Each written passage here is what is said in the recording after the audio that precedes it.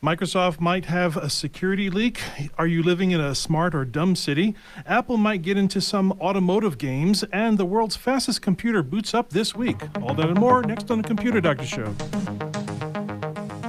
You're listening to the Computer Doctor Show, your source for technology subjects affecting your business and personal life during this new normal. Your host is an award-winning office technician and IT specialist, author, tutor, ethical hacker, and recent winner on localbest.com as the best computer shop in Tucson. Broadcasting live, here's Aaron Moss. Hello, Tucson. Welcome to the Computer Doctor Show, episode 35. I'm Aaron Moss, your host. Good to have you with us every Saturday at 2 p.m. right here on KVY 1030 The Voice. We post all of our shows and bonus content on the ComputerDoctorShow.com. Again, ComputerDoctorShow.com. Our open lines, 520-790-2040. Feel free to call in anytime with your comments and questions. We do have a great show for you today.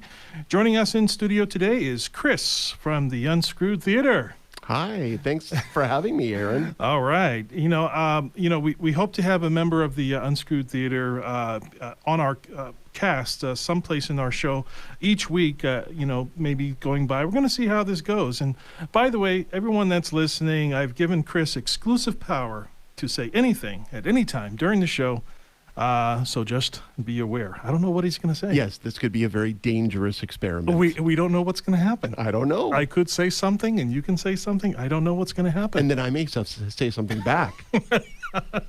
Well, we are going to have a good discussion about smart cities. So if you don't have a smartphone, then you have a dumb phone. So after the first smart city is built, will all of us be living in dumb cities, dumb towns, dumb states? I'm a perfect resident of a dumb town. Oh, okay. I think most of us will be. Yeah, that'll be interesting. But we're going to talk more about that in the segment about smart cities and how they are being built, where they're being built, and who's building them and why. But first, our top tech news stories this week. In security, after the biggest cyber attack in history back in January involving SolarWinds, Microsoft is going deep with intelligence to find the leak of companies and or individuals leaking information to stop future attacks. According to the Financial Times, another spike of malicious activity was detected at the end of February. Microsoft is now looking into 80 or so virus protection companies that report vulnerabilities might be using their findings as exploits instead of reporting them. They may have found one of the sources of spreading its weaknesses and vulnerabilities. Microsoft noticed an increase of certain types of attacks and blamed a Chinese hacking group for exploiting the vulnerability. In automotive, as all car manufacturers will no longer be making gas-powered cars in the next few years, other tech industries are trying to get into the automotive game, including Apple. That might outsource its first automobile product. Can you imagine driving a car made by Apple? Yeah, it's the iCar, right? The iCar. It's going to be the iCar. That would be the obvious name for it, the iCar. Right. Because everything else with Apple is i. So if anyone knows how to launch a new product, it would be these people, but that's part of the problem. They design all of their components, they outsource and assembly all the manufacturing, but can they get with all of their gadget experience, will that help them in the automotive industry? Now, for starters, they would have to partner with an existing car maker, someone that's already building its own manufacturing facilities, or they would have to team up with a contract manufacturer such as Foxconn or Magna International. Discussions are not going well so far with some of these car manufacturers, but whoever partners with Apple may have to rename their entire company to Apple or to something like iFord. iFord. Right. Or iMazda. Studebaker. Or everything I. So just think of all your cars with the word I in front of it. So automakers are reacting to Apple's entrance into the industry. Some don't care, some are surprised, but very few are supportive. But without outsourcing, Apple faces new development, worker pay and training, and liabilities and complex deals within the government. In research for the past 7 days, Japan is now the home to the world's fastest powerful computer. And you can't play games on it. It's primarily used for researchers. 74 research projects have been selected so far that range from fighting climate change to discovering new drugs and also to compute COVID-19 solutions.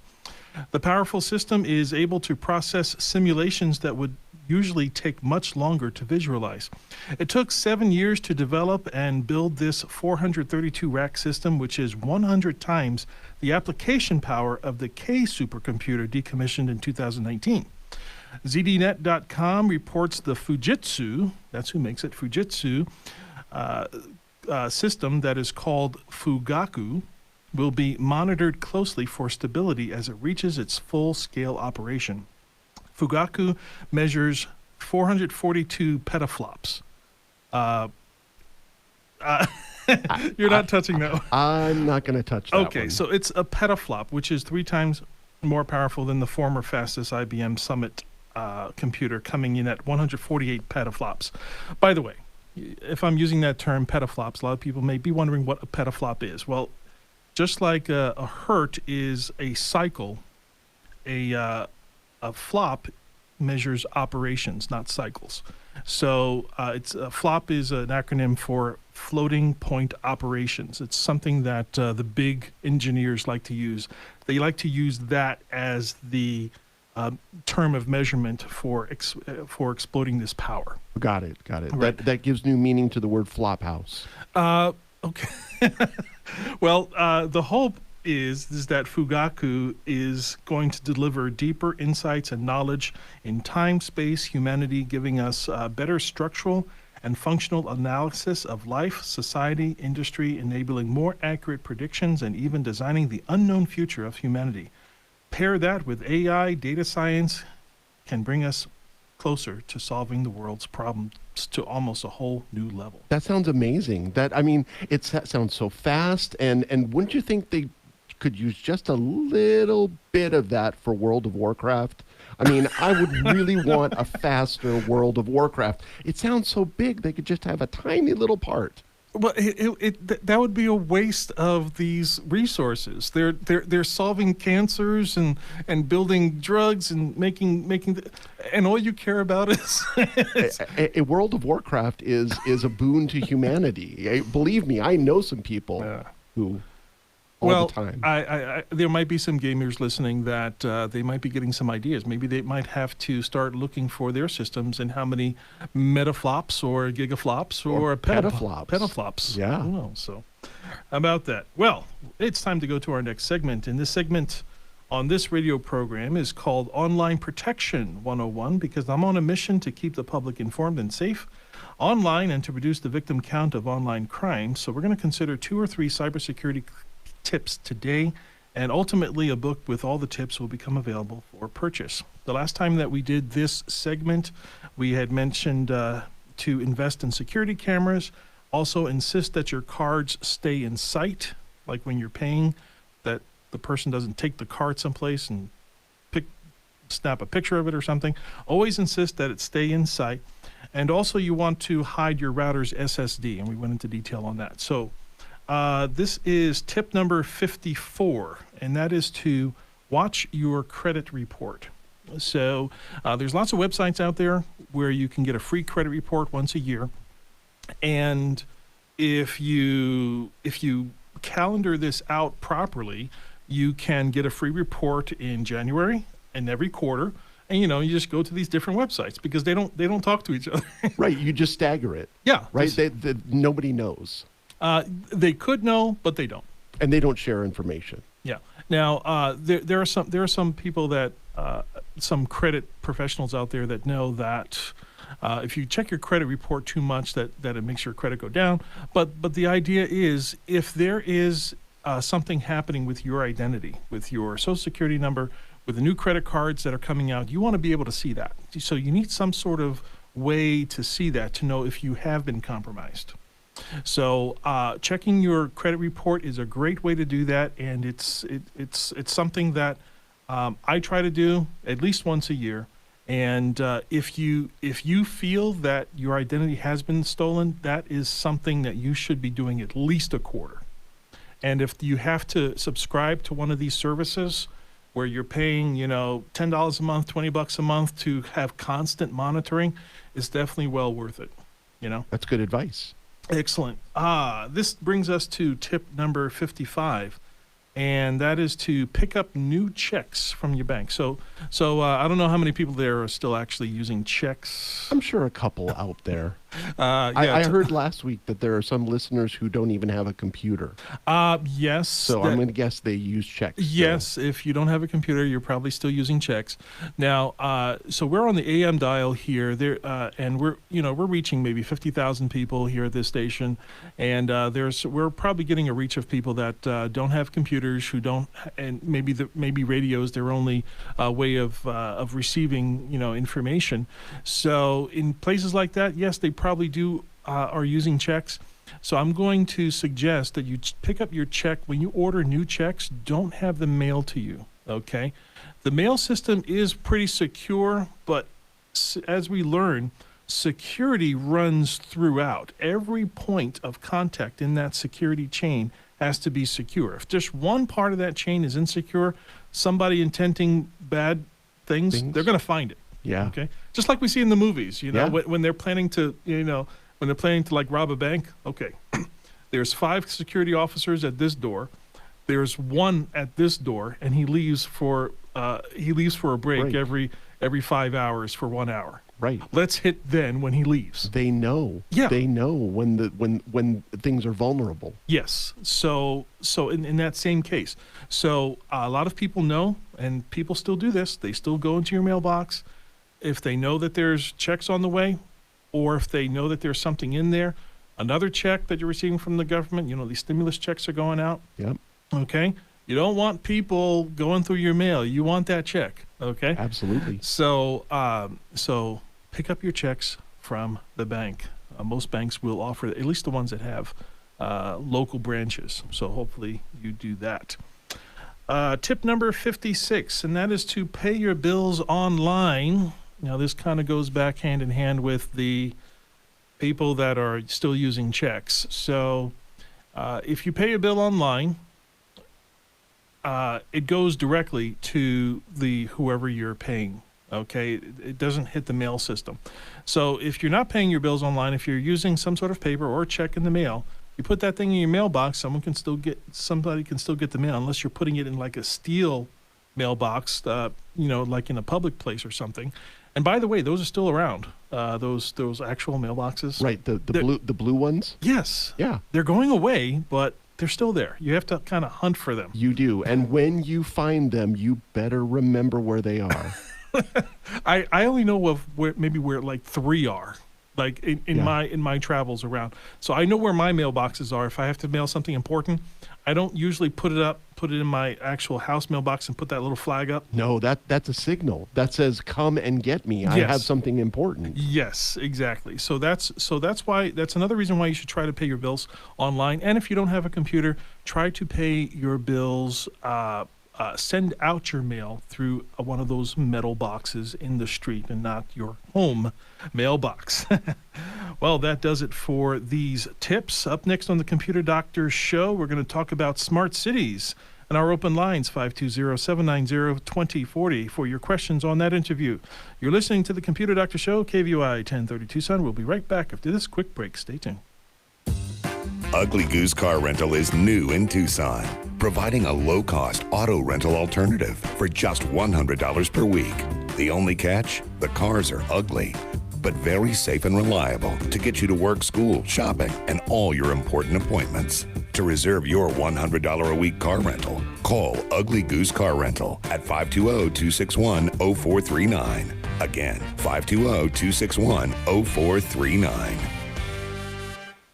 Perfect Look Photography is a photography business that serves individuals, families, wedding parties, children's parties, quinceañeras, and family reunions. We also do headshots for actors and model portfolios. We photograph all types of events in Tucson and communities in Pima and Santa Cruz counties. In addition, we provide more types of photos than any photographer in Tucson, including green screen, art photography, montages, and DVD slideshows. We provide great photos at great prices. For more more information or to get a quote, please call 499-4209. Solar is popping up all over town. Why? Because solar just makes sense. Say goodbye to expensive summer electricity bills. Call or text Julie Festerling at Icon Power, 520-307-1013. Avoid the new 7.9% price increase with the utility company.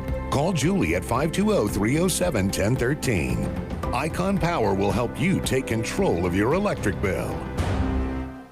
Computer Doctor of Tucson is the best choice in desktop support in Tucson. They fix error messages, power and boot problems, install of software and hardware, and much more. You can come to them, or they can come to you, or even have a remote support session so they can fix your issues over the phone quickly. Give them a call at 261-5508, 261-5508. Visit them on the web at computerdoctortucson.com. Computer Doctor of Tucson, because technology is great when it works.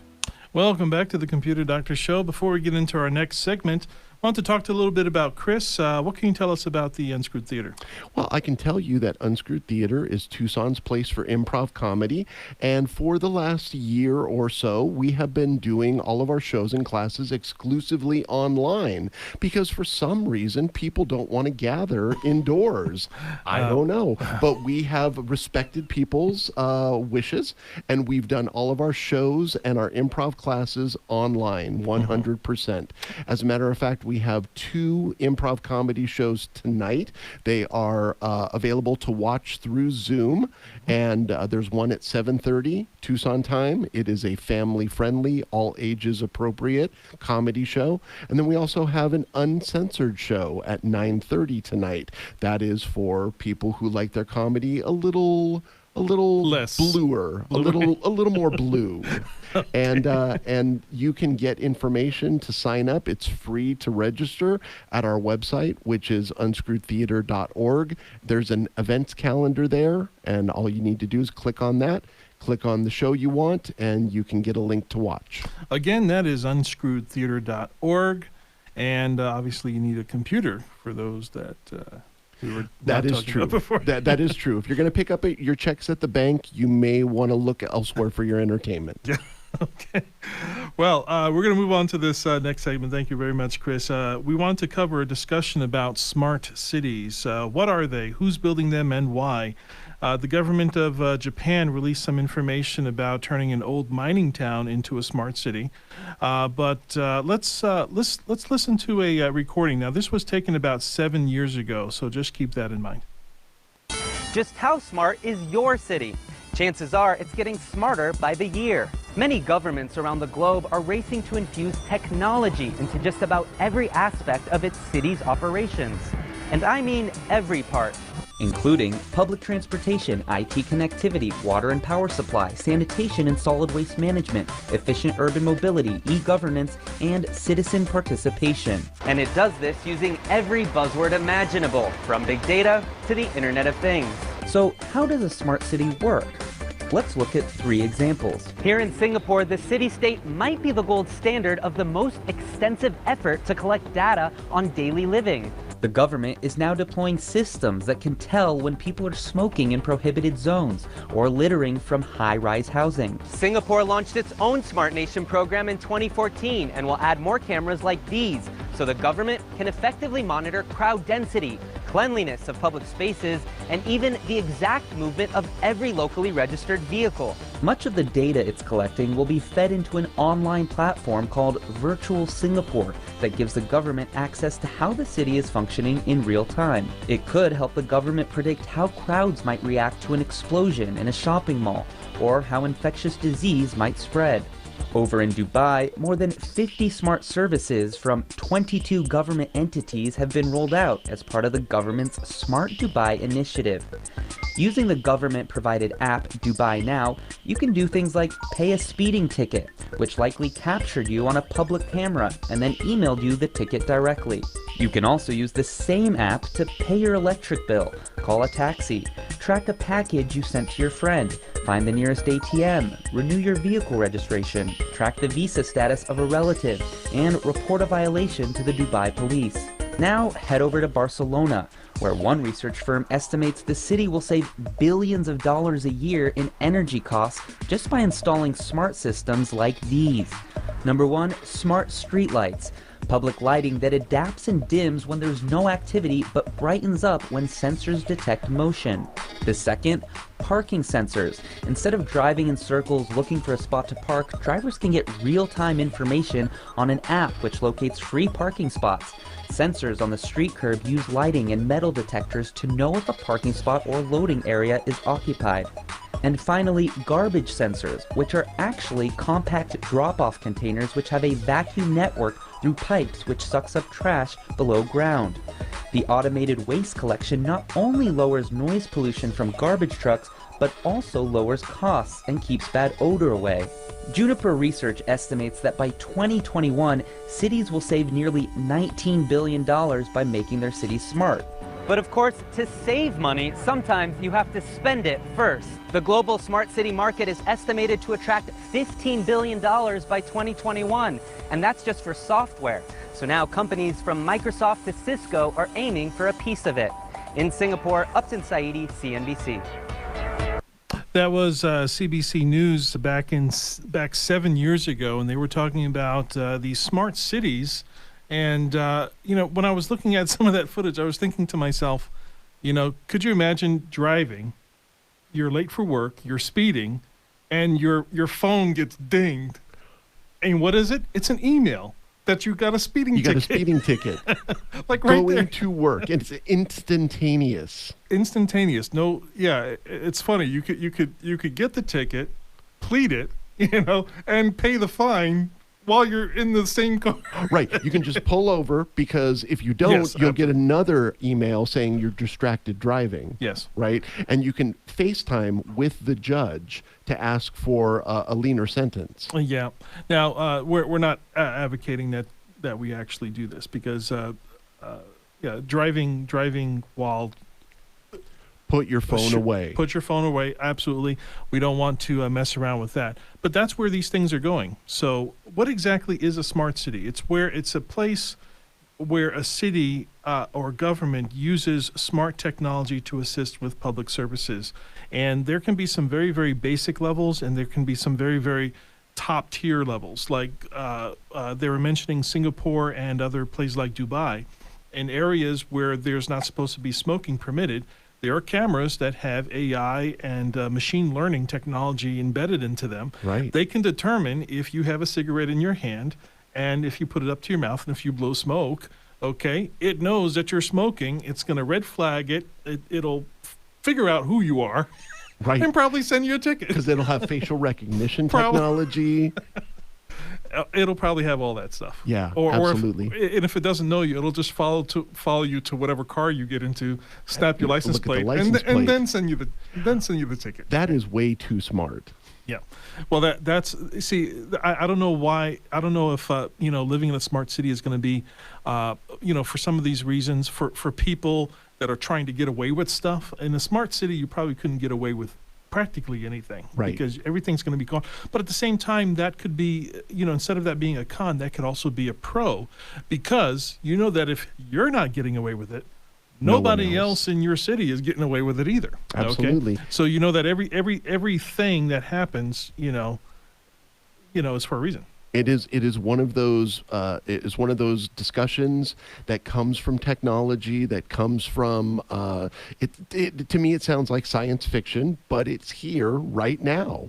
Exactly, and it's there to really for the benefit of the better quality of life, if you will. Yes. So it's not something that is going to be hard to deal with. It's actually going to be pretty easy to live in these places, especially what really got me is those trash cans that just suck your trash down the tube Yeah. under the street and goes to some repository someplace, and you never have to take the trash out. Well, I've heard of that technology about 40 years ago in probably the original smart city, which was known as Disney World.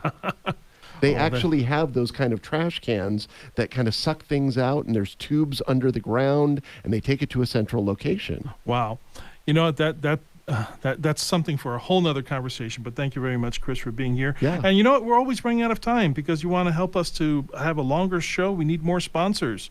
So if you have a product or service you want to advertise, please reach out to us at computerdoctorshow.com. My name is Aaron Moss, your technology expert. Tom Fairbanks is at the control board.